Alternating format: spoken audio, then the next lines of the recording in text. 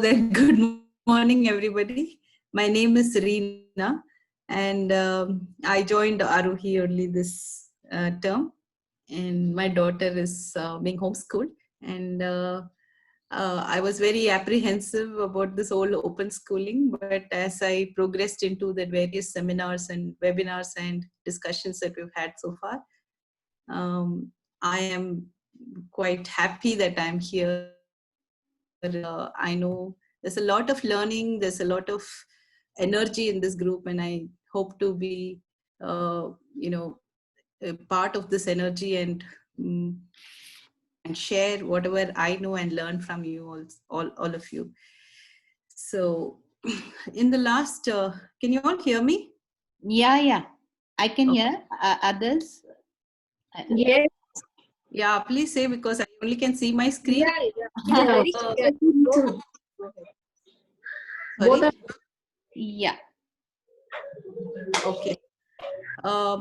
Yeah, so please keep saying yes and no. I feel very alienated from this whole Zoom. Yeah, it will be a good idea. Whosoever can switch on the video, because we are not speaking, then maybe video will give a little visual connection to Yeah. each other.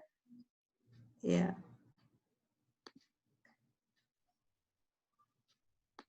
All right. Should I also switch on? Or?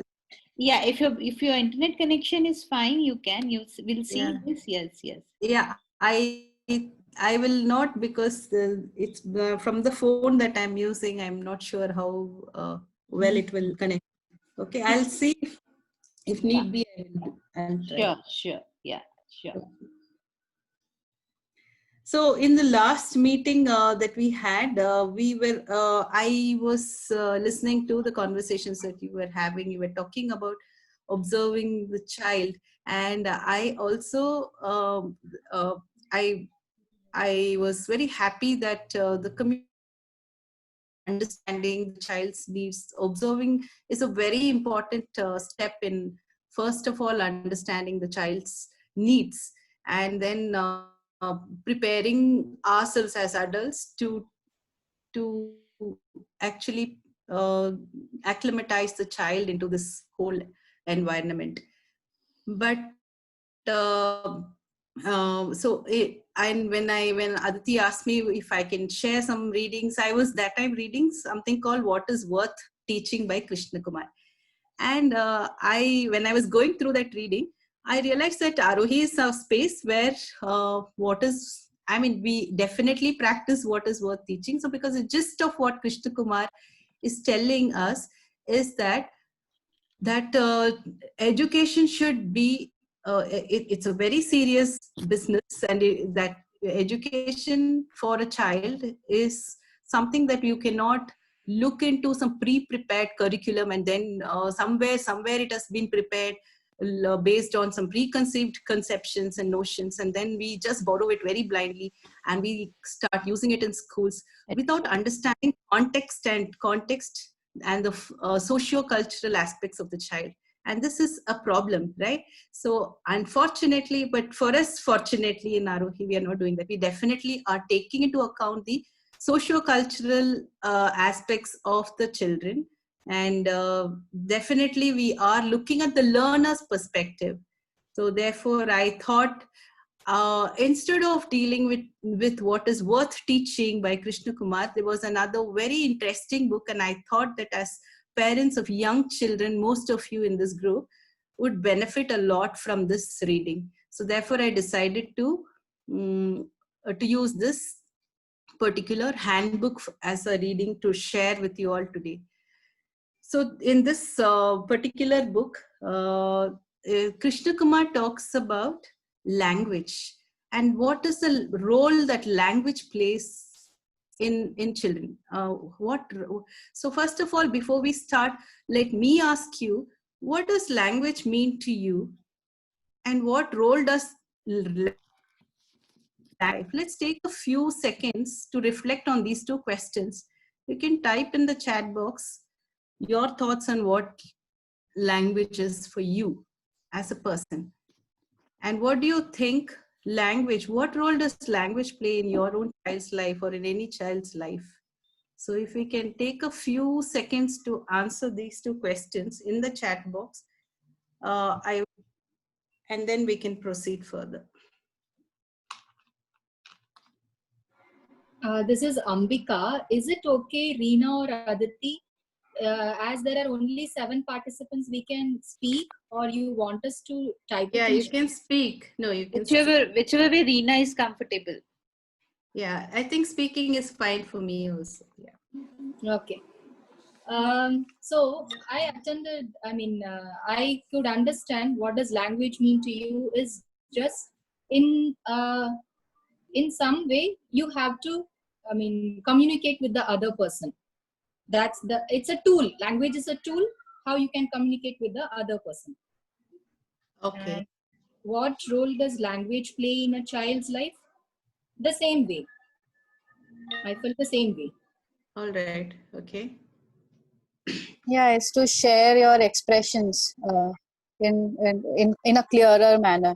Means if you're talking in, say, some sign language, and so same thing, what you are perceiving can be perceived in different way by the other person or by your child. But language gives it a clarity. Although even language can be perceived in a different manner, what I am thinking and saying and what the child is understanding can be different by the tool of language also, but at least it gives a better clarity than only some sign language or something. So it's again what Ambika said, it's like a tool, it's a support system. Okay. Anybody else?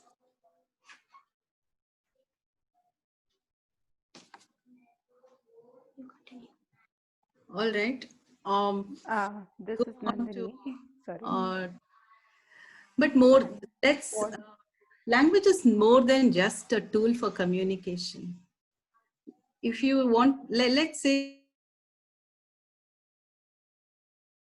thinking, you're feeling, you're reflecting, do you use language?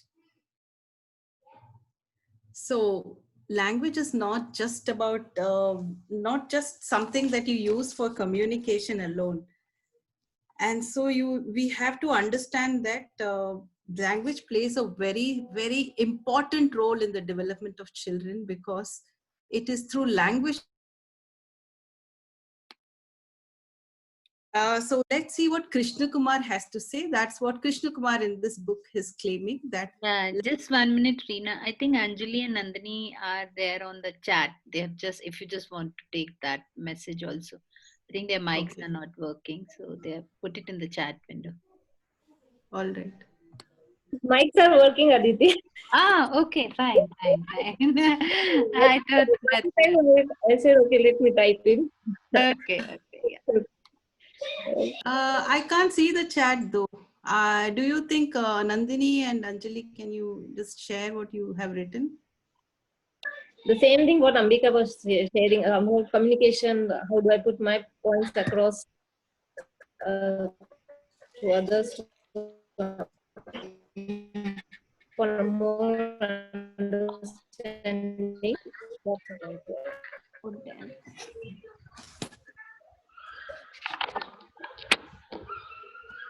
Give me just a few seconds. There's some problem with the phone here. Sorry.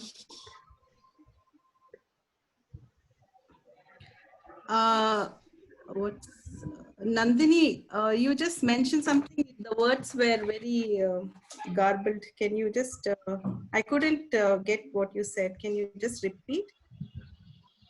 Anjali or Nandini, one of you who just mentioned. I shared what Ambika was saying, that was the same point, communication. I use language. Okay. So let's understand what we mean by language then. So most of us define language like this, that it's a means of communication. Yeah. So in this definition, what we do is we often forget that this is the fullness of language. It's a means to think, it's a means to feel, it's a means to react to things. If you go deeper, everything that we do, we think in a certain language, right? When we when we are in some kind of state of emotion, what we do, not really just stay in that emotion. There are thoughts running into our mind, and how do these thoughts occur? We use a language to run these thoughts. So this wider use of language is extremely important for people that who are like you, who are working with very young children. And that because in childhood, language plays a very, very formative role in the development of the child's personality and abilities. So what happens is this language, it acts as a strong force to shape the child's perception of the world around it. So the whole environment that we create for the child is so important, because if you dismiss that language is not important, then we are actually discouraging the child's very innate ability to capture things through the language. We are discouraging that from the child. So let's go a little more deeper into this. So he talks about Krishna Kumar in this, it's a very nice handbook which I will share it on Slack for you, all of you. It's not, before that he makes some disclaimers. It's not a handbook for language teachers to teach any language. So even if you are as a parent thinking that, okay, I want to teach language to school going children, no, it's not a book for that. It's not a rule book of any sort that it gives you any structures of language to teach vocabulary or anything. In schools, mainly we have languages like Hindi, English. It's not something to do with that, okay? But in this handbook, this book is to understand how children learn the language, and how we can create these opportunities for children to learn the language and use the language in their daily lives. That is what this book is all about. So he makes this disclaimer before starting on with this, before going on deeper into the other aspects. Now, language and doing is what he says. It's basically children use language. Their use of language is closely related to the things that they do with their hands, and the bodies and the objects that they come in contact with. So what happens is words and action goes together in childhood. Let's say when you look at when children start with language, right? They are using little words. Now you're calling them come, ba, you're telling them some things like run or whatever. You don't just say the word run, or you don't just say the color red like that. What you do is you show actions. You make gestures with your hand, with your eyes and all that, right? So that is which we use language with children. Action go hand in hand in the childhood. You cannot just use language without actions. So that is why he says that the children's use of language is closely related to the things that they do with their hands. And this relationship poses a unique responsibility. So this relationship between action and words poses a very unique responsibility on the adults who are in charge of children. So for example, how do you link life experiences and objects? The other day, my friend had sent me a video of his little child. He's just going to be about two years. The mother is feeding the child always, no, so the child is observing. So the child has now said, look, give me that katori of milk and I will drink it.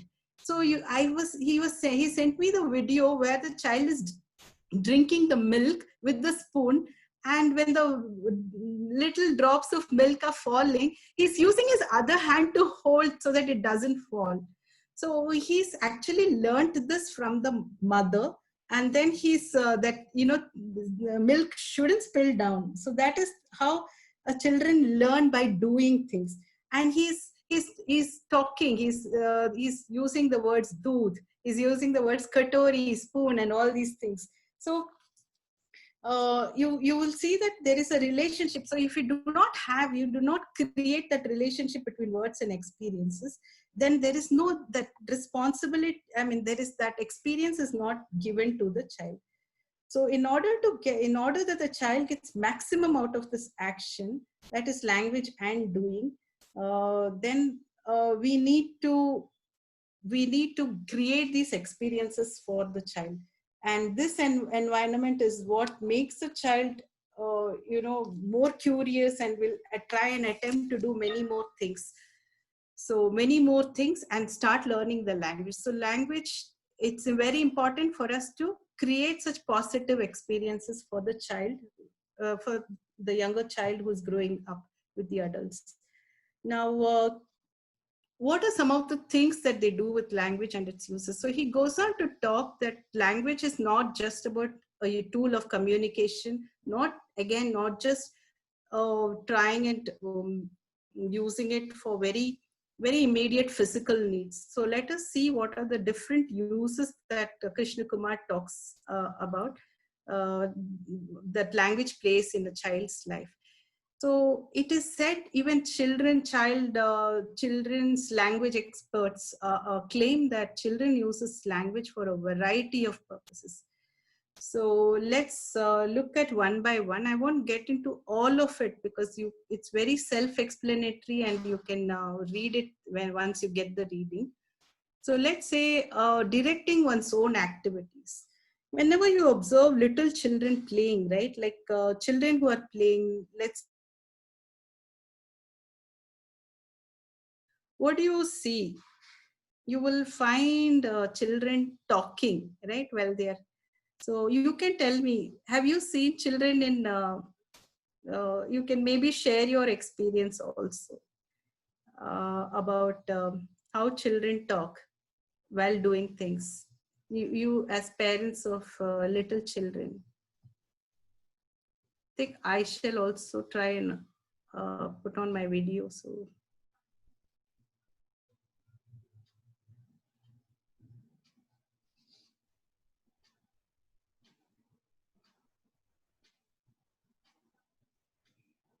Hello. Yeah, hi. Yeah, Reena, we can see you. Hi. Hi. Yeah. So I was asking this question when, so first use of language that Krishna Kumar talks is about directing one's own activities. That is how children talk while doing, right? So must have all, as parents of little children, some of you here in the group, must have observed how children keep talking to themselves. So you can maybe share your own experiences about how children talk.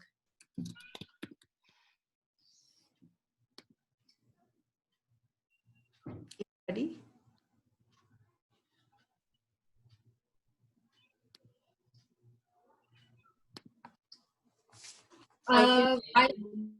Okay, sorry. Go ahead, Preeti. Yeah. No, carry on, Ambika, please. Okay. With the younger children, I just thought of my younger son. Okay, when he sees any movie or something like that, when I ask him, or first I used to share, oh, I like this part, that's it. And then they used to like, the river of their thoughts used to flow. Like, oh yeah, I love this part, oh, I love that part. And then why was he very happy? I didn't like this part, the bloodshed part, but I like him watching he saving this person, that kind of a thing. When I give it a pass, and then when I hear from them, but when I see that, I enjoy it. But what happens is, later when I want to hear it again and again, they get bored. What mama is asking, keep on asking the same thing. Now we want to watch and enjoy. So I just leave them, okay, do you enjoy? And then little later you come, and that kind of thing. But as you were asking, very little kids, like while doing, and then I could only relate this kind of activity as of now. All right. Anybody else? Yeah, so they do quite a bit of role play on their own. They keep becoming their own characters. As you said, Lina, even I have joined open schooling now, and I have also gone into this now. So till now, my child was going through normal commercial, conventional way of schooling she was doing. So the way she used to talk to me, we used to understand how her teacher is teaching, because he used to do everything at home. So the way She used to enact everything on her own. She's just sitting idly and then just talking to herself, and she's absolutely enacting the way the teacher is. So when she was in say nursery, junior, and senior, for 3 years she had one teacher common. Throughout 3 years, she had one teacher. So we knew that teacher very well. So and we could see that teacher's atma in my daughter, the way she Okay. used to talk at home, very very much. So that way they talk. Plus, when you're talking about this solitary talk, so I'm Yeah. talking about that only. So that is one way when they do role play kind of a thing. Then second way is when they are doing any activity. So that time they keep talking to themselves. They keep instructing themselves, and okay, now I'll do this. And my daughter is too much also of the video kind of a person who wants to present a lot. Okay, so she keeps on presenting on her own. She'll sit and take something, and she'll just keep talking, and she'll keep presenting as if she's talking to someone and presenting something. So that these are two, three ways wherein I have seen her talking to herself a lot. Okay. Okay. So thank you for that share. Now, actually, when you look at, if you keenly observe, you can now go back and observe your children when they are actually doing some activity. Maybe they're playing with toys, maybe they're playing with sand, maybe they're playing with something, some utensils or something. Especially very younger children, maybe I think like Nalini's twins. You can see that you will find that children keep talking to themselves. Why do they do that, so he tells three reasons why they do it. They are not bothered if anyone is listening to them also, but they will keep talking. It's more like a mumble. You can't really hear all the words coming out of the you can't hear the words very clearly.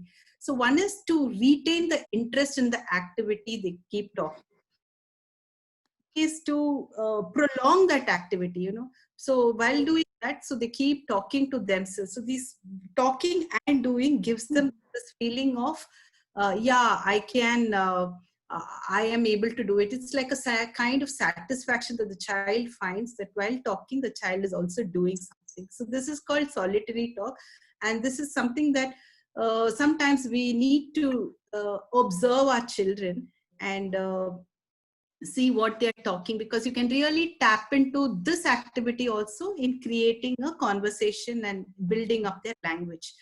Then the second thing it talks about is directing others' activities and attentions. Now, what does this mean? Now, one common thing as parents, all of you is aware, is that you know that your children is calling you all the time, right? Mama, I want to do susu. Mama, I want food. Mama, I want that. Mama, I want my toys. I want to go out. So these are like, they are talking to you and you are meeting their demands. These are mostly very physical needs of the child. But what about the child's other demands? Basically, the intellectual or emotional demands that the child deserves. Are you an observant mother or a parent or a caregiver, including fathers? Or are you an observant listener? Are you a listener in like what most of the things in this whole rush of life, most parents, while we meet physical demands of the children, we definitely do not, we do not take this pain to see the intellectual and emotional needs of the child is often neglected. Let's say a child who is trying to tell you something through some actions, we may not understand because we really are not keen observers or listeners to that activity at all. Let's say a child is playing. So he gives this example of child trying to play with the tap, a running tap of water, and the water splashing all around. He's putting his hand, he or she, and then the water, the mother or the father or anybody adult will say, hey, put off the tap, put off the water, and put off. We really don't get the child to experience certain things. When playing in mud, your clothes will become dirty, there might be worms and there might be stones and that. So we are not really giving that experience to the children. But most often what happens is that you know, they expect you to show interest in these demands. For example, they when they are trying to do something, you know, even in a group, when children are in a group, always what happens is they are trying to show the other child also something. They think that the other child might not have seen what I have seen, so trying to show that expectations of the child is always there.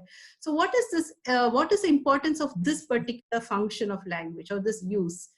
It is expressing expectations.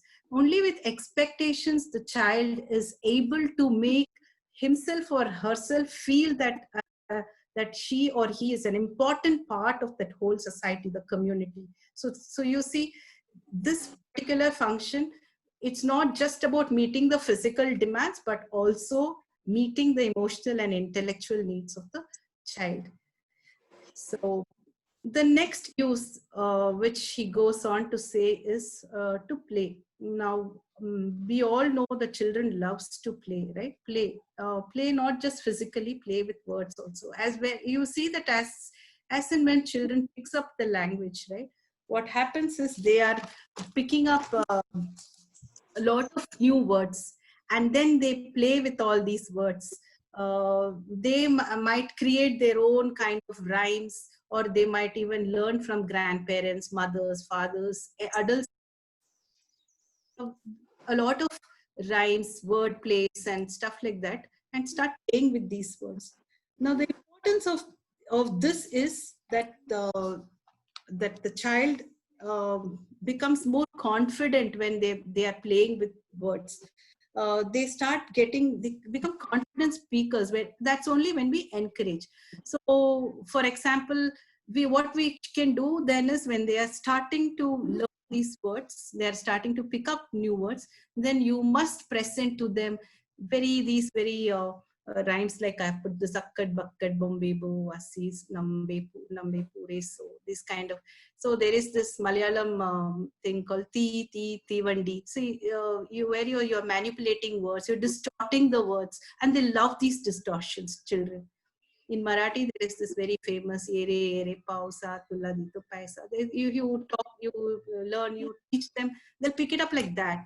So this is another very use. Now, play is a very, very important. It's a part of any curriculum, right? Now, play as such is developed into a whole curriculum that where you can improve not just language, but a whole lot of social, emotional, and other needs of the child. Then the next use that he goes on to say is to explain things, how they talk. They talk such that they kind of tell the events of something that they have seen. For example, most children, when they fall, they start crying first, right? They start crying, and then you'll have to pacify them, you'll have to soothe them and out. And then slowly you ask them, how did you fall? Because immediately they're not going to say. So you will see that they just don't say that I tripped and fell down. They are going to give you a sequence of that fall. They're going to tell you like a story. And this is how stories are born. Suppose they see something outside. They see a man with a cow coming, and is actually blowing his that pipe, and he's singing a song through that pipe.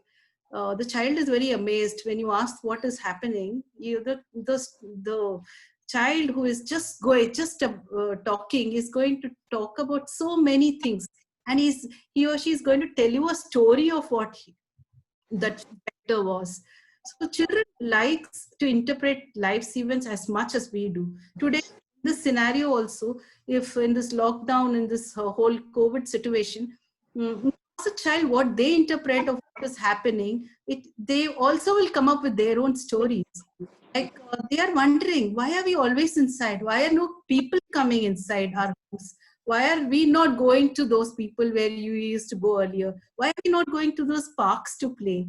Right? These are some of the questions that they are also asking constantly. But are we listening to them? That is something that we should do. So they interpret like today, whatever is happening in and around us, the political situation, the economic situation that is happening, we are making our own interpretations of the world around us. Similarly, the child, no matter how young it is making their interpretations in whatever, as much as we do. So he goes on to talk about the other uses of language, which are representing life, how we make associations.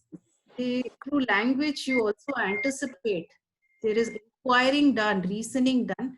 All these are very self-explanatory, and you may read it up in the handbook. This is the first chapter that we have just dealing with. So please give it a read. And for all young children, Krishna Kumar is a very eminent scholar in the field of education. He's a Gandhian, and I like the way he writes, put things across most in very simple manner for people to understand. And this, I think, this handbook is pretty easy and simple to understand. But before I conclude on chapter, it is very important for us to understand the last bit of what he says, how language, kind of influences us and how much it can influence the children. When you say that various functions of language in children, it's a highly flexible medium. What do you mean by flexibility? That because with language you can make adjustments to any situation. Let's say in a room we are, what do we do in a room when one person is very angry? You kind of make adjustments, right, with that person. You make peace with that person. If you want to make peace, then your tone, your words and everything will be milder. But if you think that, no, I also want to now pick up fight with that person, I don't agree with that person, and you want to really create a tension there, then what you choose to use, the words that you choose to use, the tone that you want to use, everything will change accordingly. So these are some things that this is called that how language can be adjusted to any situation. And then and to a variety of situations when we present language to the children. So the different uses that we saw there, these are the various situations in which children are exposed to as they grow up, and they pick up the nuances of language is one that they pick up, but they also pick up the ways of life through this language. And let's say a language helps in creating pictures of events. Now when we read the newspapers, when we look at the internet, and when we see things happening around us, far away, somewhere thousands of miles away, but we can make this picture in our head, right? By just reading that events, what is happening in the US, maybe what is happening somewhere in far off Delhi, what is happening, where we are not there physically, we are not present. But when we look at the child even can make such pictures. For example, let's say a child is out playing on the street, and sees a very important sight that was not very palatable. Maybe someone falling, something that has affected the child. The child is going to come back and report to the mother or the father the sequence of events that happened in such a way that there could be exaggerations. Now, one is to understand the accuracy of the event through the language that the child says, but also that exaggeration also gives you a sense of how much the child has felt, the emotions that the child is going through during that whole event that took place. So you can then probably, that should help you to pacify the child, put some hope in the child. So many things. As an adult, then there is a bigger role for you when the child comes and tells. It may be an exaggerated version of what the event was, but as an adult, you are creating that opportunity to converse with the child, but also to emotionally set certain set pace for the child there. So that's what it's finally is, that language therefore it shapes the personality of the child. So therefore, when you go back and ask the first question, what role does the language play in the child, now we would be in a much more comfortable position to answer this question on, yes, language is not just a tool for communication, but language, it is something that shapes our personality. And the more we provide that in the environment, the more positive language experiences that we provide for the child in an environment, the child is going to grow up in that environment, shaping the personality of the child in a more positive way. And that's the crux of this um, whole chapter on language by Krishna Kumar. I quite think I agree with most of it, because I also feel that, well, I did not really read this when my daughter was growing up. I feel that I missed out so many things, that like any other working mother, I was also uh, meeting the physical needs of my child, but a lot of these emotional, intellectual needs, I wish I had done this when she was growing up too. And so here is a great opportunity for young mothers like you to take a cue from this. And so thank you so much. If you have questions, you can ask. So the reference is given here.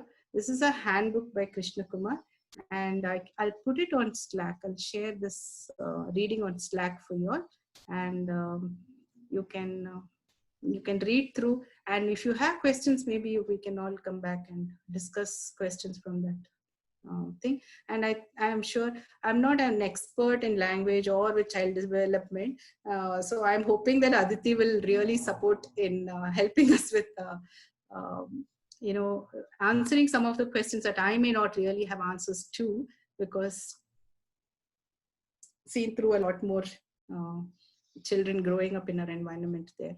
And as young mothers, I'm sure you have a lot of answers, and I'm sure and one of the very nice things about this handbook is also in small boxes you will have activities that you can do, right? So when you are saying self-directed activities of child, in one thing you say you can ask a child to go out, observe or collect things and come back and talk about that things. He can collect stones, leaves, mud, anything, flowers, twigs, and he or she can come back.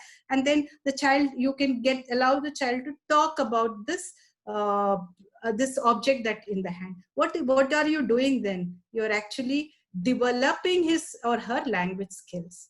So this is exactly how there are many such activities in this chapter. So have a look at it. And after that, he goes on to talk about the other aspects of talk as a curriculum. So if you look at talk, how important talk is, whereas in classrooms what you find, don't talk, teachers are always saying not to talk, but how important talk is, there are chapters written on talk. There is a very nice thing called Talk as a Curriculum by Lucy Calkins. That is something that we can do it on another day.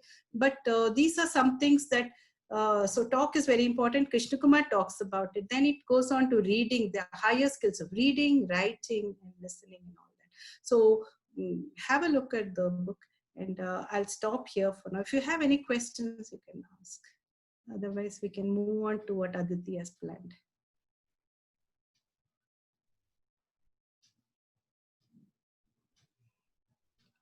I'll